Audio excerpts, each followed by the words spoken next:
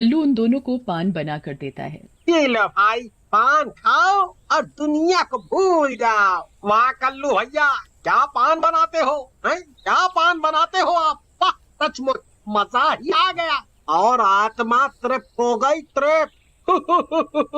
सही कह रहे हो हल्दीराम भाई, सचमुच मजा आ गया। अरे हल्दी भैया, क्या हुआ? काहे तोता भाई को देखकर हंसे जा रहे हो? वो कोई जोकर है क्या? नहीं नहीं कल्लू भैया, वो दरअसल पान खाने के बाद तोता सिंह के होंठ लाल हो गए हैं। वो सचमुच के पोपट यानी तोता लग रहे हैं, इसीलिए हंसी आ रही है। क्या खी खी खी खी कर रहे हो तुम दोनों? बहुत हंसी आ रही है। चलो मुझे ये बताओ कि पान कहाँ थूकूं? यहाँ वहाँ थूका तो गंदगी फैल जाएगी। ऐसा कहकर तोता सिंह कुएं की तरफ बढ़ता है और कुएं में जाकर थूक देता है। ये देखकर कल्लू घबरा जाता है और बोलता है, अरे भैया, ये क्या कर रहे हो? उस कुएं से अजीब सी आवाजें आती हैं। वहाँ कोई भी डर के मारे नहीं जाता है। आप वहाँ क्यों थूक रहे हो? कल्लू को यूं डरा हुआ देखकर हल्दीराम जोर जोर से हंसने लगता है और बोलता है, कल्लू भैया, आप भी बहुत डरपोक हो। लो, मैं भी थूक देता हूँ। अब जो कुछ भी होगा हम दोनों को होगा, हैं? ऐसा कहकर हल्दीराम भी कुएं में थूक देता है और फिर हल्दीराम और तोता सिंह वहां से चले जाते हैं। हल्दीराम और तोता सिंह की पान की पीक सीधा कुएं में सोए हुए शैतान के ऊपर पड़ती है और शैतान जाग जाता है। ये कौन दुष्ट है जिसने मुझे नींद से जगाया, और ये लाल सा क्या है? अभी जाकर देखता हूँ। शैतान गुस्से में कुएं से बाहर आता है और कल्लू को उसकी पान की दुकान पर बैठा हुआ देखता है। तो ये इस दुष्ट की शैतानी है। लोग इसकी दुकान से पान खाते हैं और मेरे ऊपर आकर थूकते हैं। अभी से मजा चखाता हूँ। ऐसा कहकर शैतान कल्लू के पास जाता है और उसे गुस्से में पकड़कर बोलता है, तूने मुझे जगाया पान वाले, मैं तुझे नहीं छोड़ूंगा। अभी मार कर खा जाता हूँ तुझे।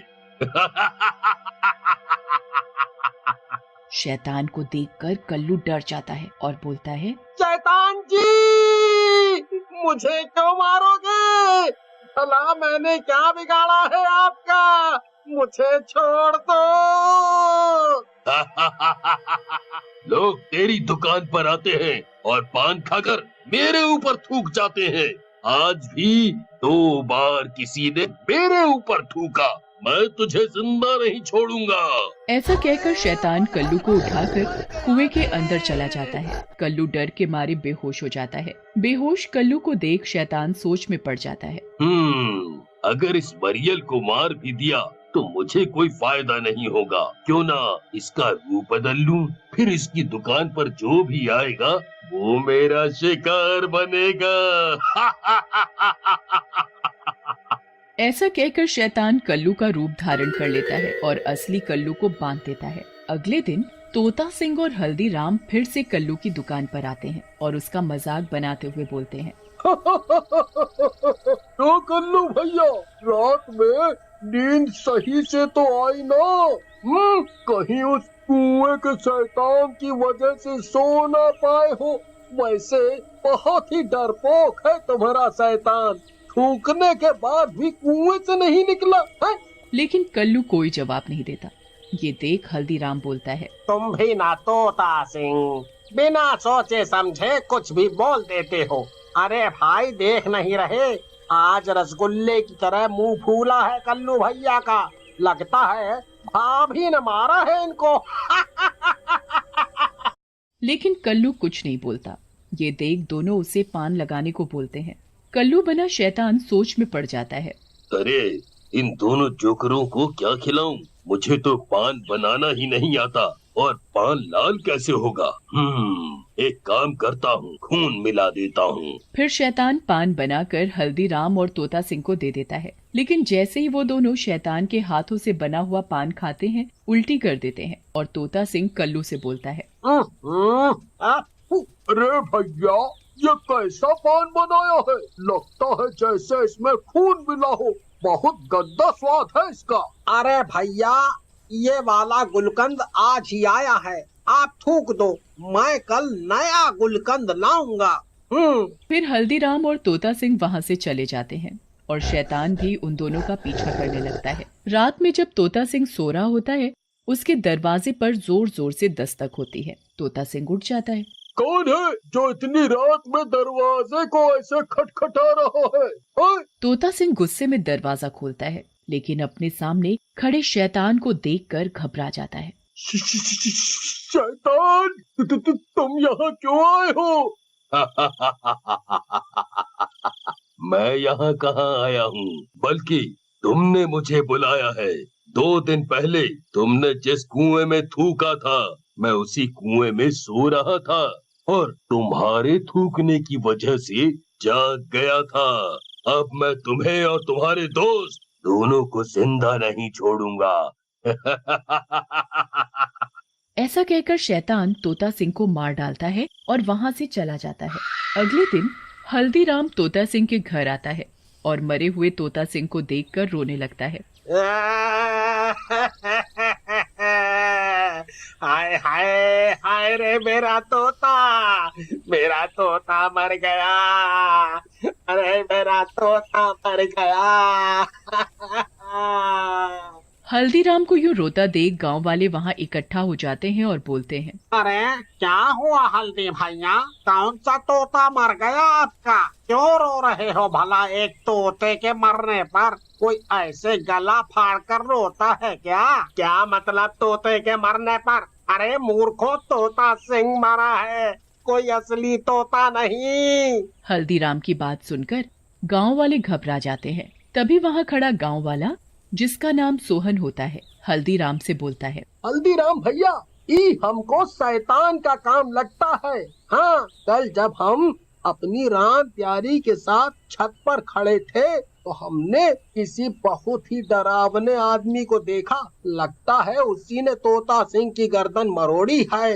रोहन की बात से गांव वाले डर जाते हैं और अपने अपने घर चले जाते हैं। उधर हल्दीराम को अपने प्रिय दोस्त के जाने का बहुत दुख होता है। वो रोहन के साथ कल्लू पान वाले की दुकान पर जाता है और उसे पान बनाने के लिए बोलता है और कल्लू भी बिना कुछ बोले पान बनाने लगता है। तभी रोहन की नजर कल्लू के पैरों पर पड़ती है। वो हल्दीराम से बोलता है, हल्दीराम भैया, चलो यहाँ से, मुझे पता चल गया है किसने मारा है तोता सिंह को। फिर रोहन और हल्दीराम वहाँ से चले जाते हैं। रास्ते में रोहन हल्दीराम को सारी बात बता देता है।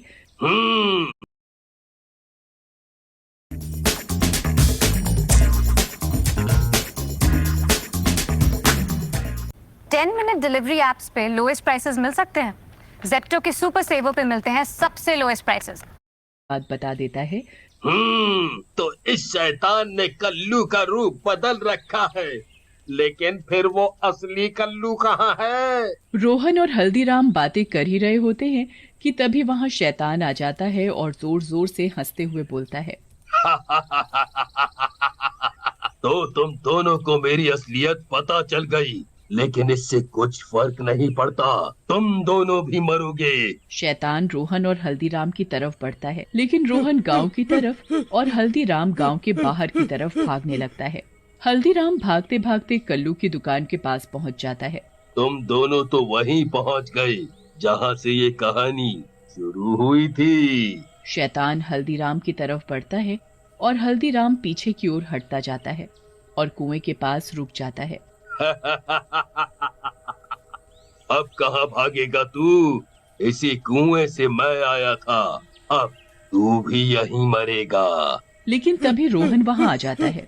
उसके हाथ में यज्ञ की पवित्र अग्नि होती है। वह वो अग्नि शैतान के ऊपर डाल देता है। शैतान जलता हुआ कुएं में गिर जाता है। थोड़ी देर बाद कुएं से असली कल्लू निकलता है। हम हैं असली कल्लू पान वाला, वो शैतान तो जलकर मर गया। आओ मीठा पान लगा देता हूँ, आओ। एक शहर में कालू नाम का एक आदमी अपनी बीवी माला के साथ रहता था। राजू एक चाट पकौड़े की दुकान पर काम करता था, पर एक दिन उस दुकान के मालिक की मौत हो गई और फिर वो दुकान भी बंद हो गई। कालू बड़ा ही दुखी हुआ कि अचानक ये उसके साथ क्या हो गया। वो घर आकर अपनी पत्नी माला को सारी बात बताने लगा। अजी ये तो बहुत ही बुरी खबर है, अब हम क्या करेंगे? मैं कुछ और काम ढूंढता हूँ, तुम चिंता मत करो। अगले दिन कालू काम ढूंढने निकल पड़ता है। वो काफी दुकानों पर जाकर काम मांगता है पर उसे कोई काम नहीं देता। वो बेचारा निराश होकर घर वापस आ जाता है। क्या हुआ जी, कोई काम मिला क्या? कहाँ मिला, अब तो बड़ा ही दिमाग खराब हो रहा है, समझ नहीं आ रहा कि क्या करूँ। एक काम क्यों नहीं करते, गोलगप्पे क्यों नहीं बेचना शुरू कर देते? आपको तो बनाने भी आते हैं और उसमें ज्यादा पैसे भी नहीं लगेंगे। हाँ माला, ये तो तुमने सही कहा, एक बार ये काम करना भी शुरू करके देख लेता हूँ, क्या पता चल जाए। बस फिर क्या, अगले ही दिन कालू और माला सुबह सुबह गोलगप्पे बनाना शुरू कर देते हैं। गोलगप्पे बना बना कर वो एक टोकरे में भरते जाते हैं। उसके बाद माला इमली का पानी बनाती है। लो जी, सब कुछ तैयार हो गया, अब आप इनको लेकर बेचने चले जाओ। हाँ ठीक है, मैं चलता हूँ। कालू सारा सामान ठेले पर लगाकर गोलगप्पे बेचने निकल पड़ता है। वो गांव में आवाज लगा लगा कर गोलगप्पे बेचना शुरू कर देता है। गोलगप्पे ले लो गोलगप्पे, गोलगप्पे ले लो गोलगप्पे।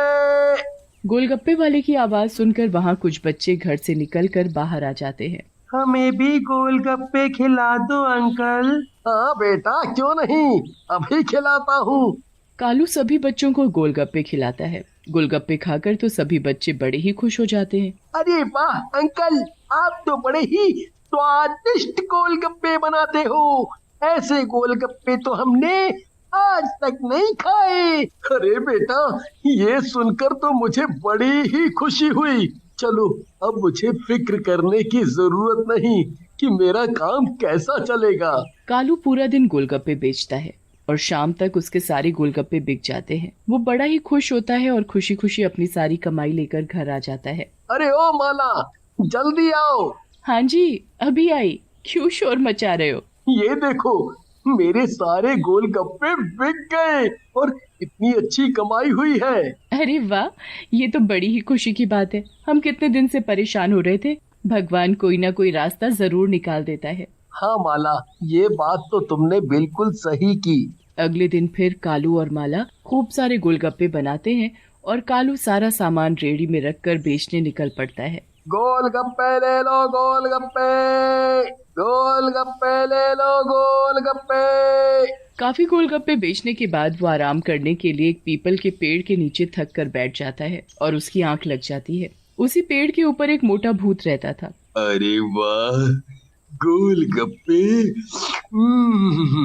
मेरा तो ये देखकर मुंह में पानी ही आ गया। जब मैं जिंदा था तो कितने गोलगप्पे खाया करता था।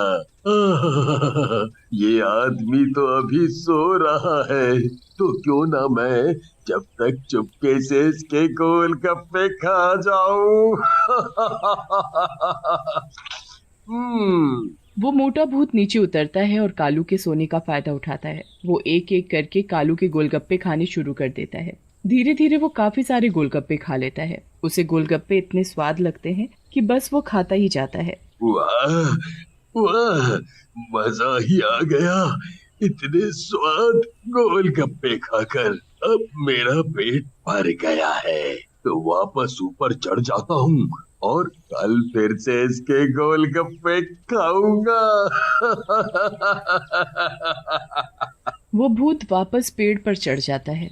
थोड़ी देर बाद जब कालू की आंखें खुलती हैं तो वो देखता है कि उसके टोकरे के सारे गोलगप्पे गायब हैं। वो बड़ा हैरान होता है कि आखिर सारे गोलगप्पे गए तो कहाँ गए। समझ ही नहीं आ रहा कि ये सारे गोलगप्पे कहाँ चले गए। अभी तो पूरा टोकरा भरा हुआ था। कालू बड़ा ही परेशान होकर घर वापस चला जाता है पर माला को कुछ नहीं बताता ताकि वो परेशान ना हो जाए। अरे क्या बात है, आज आप जल्दी आ गए? हाँ, वो जल्दी ही सारे गोलगप्पे बिक गए थे ना, इसलिए। अरे वाह, ये तो बहुत ही बढ़िया बात है। ऐसे ही रोज कमाई होती रहे तो कितना अच्छा हो। हाँ, सही कह रही हो। अच्छा चलो, आप मुंह हाथ धो लो, मैं फिर खाना लगाती हूँ। अगले दिन कालू फिर से गोलगप्पे लेकर बेचने निकल पड़ता है। दोपहर तक गोलगप्पे बेचने के बाद वो फिर से धूप के कारण उसी पीपल के पेड़ के नीचे थोड़ी देर आराम करने बैठ जाता है और फिर से उसकी आंख लग जाती है। जैसे ही उसकी आंख लगती है वो मोटा भूत पेड़ से उतरकर फिर से कालू के ढेर सारे गोलगप्पे खा जाता है। कालू की जब आंख खुलती है तो वो फिर से परेशान हो जाता है। काफी दिनों तक यही चलता रहता है। कालू को समझ ही नहीं आ रहा होता कि उसके गोलगप्पे कहाँ और कैसे गायब हो रहे हैं। आखिर इस बार वो घर जाकर सारी बात माला को बता देता है। आपने इतने दिन से मुझसे ये बात क्यों छुपाई, और आप काम के टाइम पर सोते ही क्यों हो? अरे दोपहर के वक्त इतना काम नहीं होता तो थोड़ा आराम कर लेता हूँ। अब क्या करूँ, मेरी आंख लग जाती है तो। ऐसे सोते रहे तो उस चोर का कभी पता नहीं चलेगा। एक काम करते हैं, कल मैं छुप कर देखूंगी कि आखिर कौन है जो हमारे गोलगप्पे खाए जा रहा है। आप बस रोज की तरह पेड़ के नीचे जाकर सो जाना, ठीक है? हाँ, ये तो अच्छा तरीका है उसे पकड़ने का। बस फिर क्या, अगले दिन कालू और माला अपनी पूरी तैयारी कर लेते हैं उस चोर को पकड़ने की जो उनके गोलगप्पे खा रहा था। कालू रोज की तरह अपना गोलगप्पे की रेडी उस पीपल के पेड़ के नीचे लगाकर सोने का नाटक करने लगता है और माला दूर खड़ी उस चोर के आने का इंतजार करने लगती है। जैसे ही मोटा भूत कालू को सोते देखता है वो बड़ा ही खुश हो जाता है। आ गया गोलगप्पे वाला। मैं कब से इसके इंतजार में बैठा था। अब मैं पेट भर कर गोलगप्पे खाऊंगा। मोटा भूत पेड़ से नीचे उतरता है और एक एक करके गोलगप्पे खाना शुरू कर देता है। माला की तो भूत को देखकर हालत खराब हो जाती है। हे भगवान, ये तो भूत है जो रोज हमारे गोलगप्पे खा जाता है। अब हम क्या करेंगे? ये भूत तो हमारा पीछा नहीं छोड़ने वाला। माला भूत को देखकर हड़बड़ा जाती है, पर भूत तो गोलगप्पों के मजे ले रहा होता है। सारे गोलगप्पे खाने के बाद भूत अपने मोटे पेट पर हाथ फेरता है। मजा ही आ गया, पर लगता है मैंने आज कुछ ज्यादा ही गोलगप्पे खा लिए। कोई नहीं, खा लिए तो खा लिए, मैं कौन सा बीमार पड़ सकता हूँ। चलो अब आराम से ऊपर जाकर सोता हूँ, वरना कहीं ये आदमी उठ ना जाए। भूत ऊपर पेड़ पर चढ़ जाता है। उसके कुछ देर बाद जब कालू उठता है तो टोकरे से फिर गोलगप्पे गायब होते हैं। इस बार भी गोलगप्पे गायब हो गए। पर कोई बात नहीं, माला ने आज उस चोर को देख तो लिया ही होगा। अभी मैं माला से पूछता हूँ कि वो चोर कौन है, फिर हम दोनों उस चोर को सबक सिखाएंगे। कालू घर पहुँचता है और माला उसका इंतजार कर रही होती है। जैसे ही वो घर पहुँचता है तो माला की हालत देखकर वो भी परेशान हो जाता है। क्या हुआ माला, तुम इतनी परेशान क्यों हो? परेशानी वाली बात तो है ही, आज मैंने जो देखा वो मैं कभी नहीं भूल सकती। अच्छा, तो तुम उस चोर की बात कर रही हो। जरा बताओ मुझे, कौन है वो चोर, फिर देखो मैं उसकी कैसे खबर लेता हूँ। आप उसका कुछ नहीं कर पाओगे, ठीक है? ऐसा क्यों? क्योंकि वो चोर एक भूत है, भूत, एक मोटा भयानक भूत जो उस पीपल के पेड़ पर रहता है और आपके सोने के बाद आपके टोकरे से पेट भरकर गोलगप्पे खा जाता है। ये तुम क्या बोले जा रही हो माला? तुम होश में तो हो ना? अरे हाँ, मैंने खुद अपनी आंखों से उस मोटे गंदे भूत को देखा है। अब हम क्या करेंगे? वो भूत तो मेरा पीछा कहीं भी नहीं छोड़ेगा, और अगर उस भूत का हमने कुछ नहीं किया तो हमारा रोज नुकसान होता रहेगा। मेरे पास एक तरकीब है। कल मैं गोलगप्पे के पानी में इतनी मिर्च भर दूंगी कि वो भूत गोलगप्पे खाना ही भूल जाएगा। अरे वाह, तुमने क्या दिमाग पाया है। अगले दिन माला गोलगप्पे के पानी में खूब सारी मिर्च भर देती है और फिर उसके बाद कालू अपना ठेला लेकर निकल पड़ता है। वो पेड़ के नीचे सोने का नाटक करने लगता है और मोटा भूत नीचे उतरकर गोलगप्पे खाना शुरू कर देता है। जैसे ही वो भूत पहला गोलगप्पा अपने मुंह में डालता है, उसका मुंह आग की तरह जलने लग जाता है।